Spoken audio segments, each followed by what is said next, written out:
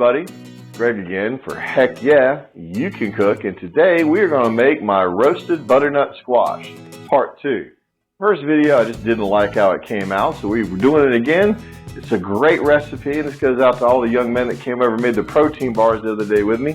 They taste tested some of this, and they could not believe how good it was and how healthy it is for them. Now, we do have a little bit of butter, but overall, eating butternut squash is a little bit better than having french fries, and they were very pleasantly surprised.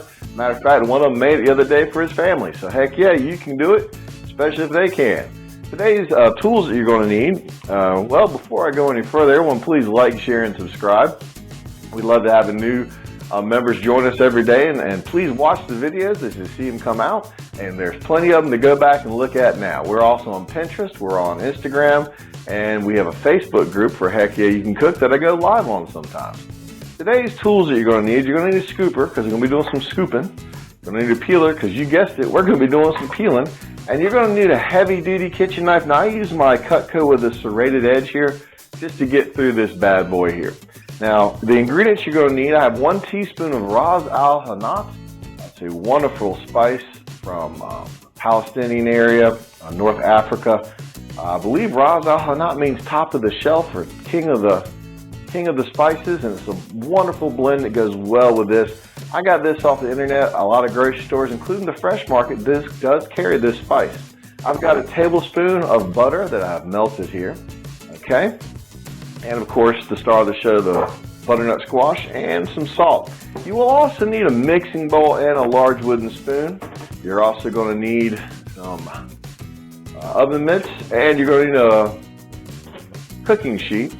While I got that being mentioned, we're going to be preheating our oven to 400 degrees at 400, and I do use the roast setting for this one, okay? The roast setting, 400 degrees. Now the first thing you have to do, and this is where it's labor intensive, you have to peel this.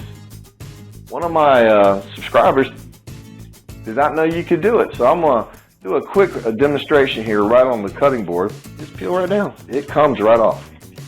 All right, and don't worry about getting on the ends, all right, because you're going to be cutting off the ends. So just get the middle section peeled off. I'm going to do the rest in the sink. When we come back, we'll show you how we scoop it and make it into a dish.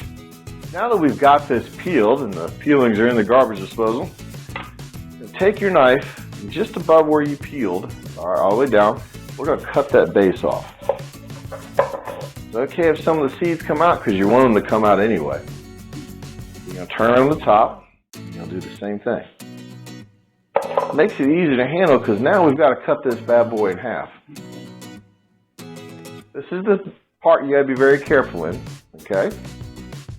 Take this here. See how we've got that already quartered off, and it'll stand a little better for you. Once I get it started, I turn it. Work it all the way through. Now it doesn't have to be perfectly in half. What we're going to do now is we're going to just scoop out this guts in here. I do that over the sink as well. Now I do this over the sink because I have a garbage disposal. If you don't have a garbage disposal, do it over a bowl and then throw away the guts. Much like a pumpkin, except we're not making a jack-o'-lantern. Now the good news is that since you've already peeled this, I go ahead and take off this part where the stringy is.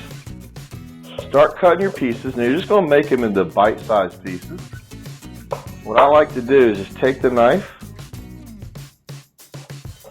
and carefully just take off the stringy parts.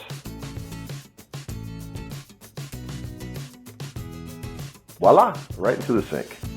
Or if you don't have a garbage disposal, make sure you use a trash can. Do that until they're all gone. Now we've got that part done, you start with any parts you want to. We're simply going to make these into bite-sized pieces. And this is where you take your mixing bowl. Bring it a little closer to you.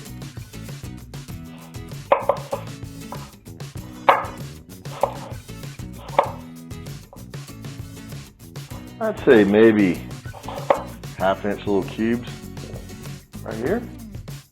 Just like that. Put that one in a bowl. Because you've already peeled it, you don't have anything else to worry about. Just complete until you finish the squash. As you're going along, if you see some pieces are too big to what you think is bite size, where a fork can stab them and you put them in your mouth, just cut them down. Make sure your knife is extra sharp here because this is, you want to be able to control the knife through. So if you feel like you're not getting through it very easily, sharpen your knife as you go along. After you finish cutting it, inspect the pieces and make sure you don't have any strings or seeds in there. Now that we've done that, here comes the fun part. And I'm going to move the camera a little closer so you can actually see the bowl as we're mixing it together. Now we've got it in the mixing bowl. What I do now is add all of the butter, 1 pinch of salt, and about half of the Ras El Hanout. Take your spoon, turn it over. Add another pinch of salt, the rest of the Ras El Hanout, and turn it over again, evenly coating it out. If you do not wish to use the butter, I'm assuming olive oil will do just as well. I've not tried it that way, maybe even grapeseed oil. Move your cooking pan into place.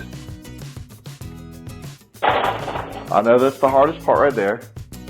Dump it out. And then make sure you spread it out where it's not touching each other. You want to make sure it's very spaced so they're not sitting on top of each other and there's space between, and each one of them is touching the metal pan.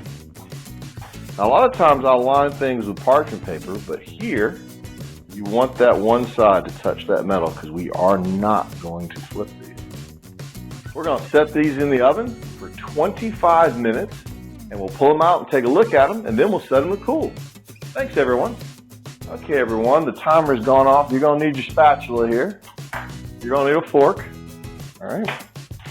There we go. Roasted butternut squash. What you're going to do now before we do anything else, take your spatula. See how easily that comes up. That's a good sign. Oh boy, I wish you guys could smell this. Take your fork, see if it pierces through. Oh, perfection. There you go, folks, your roasted butternut squash. Kids will be thinking they're eating in heaven. Teenager approved. There you go. We'll show a picture of it plated.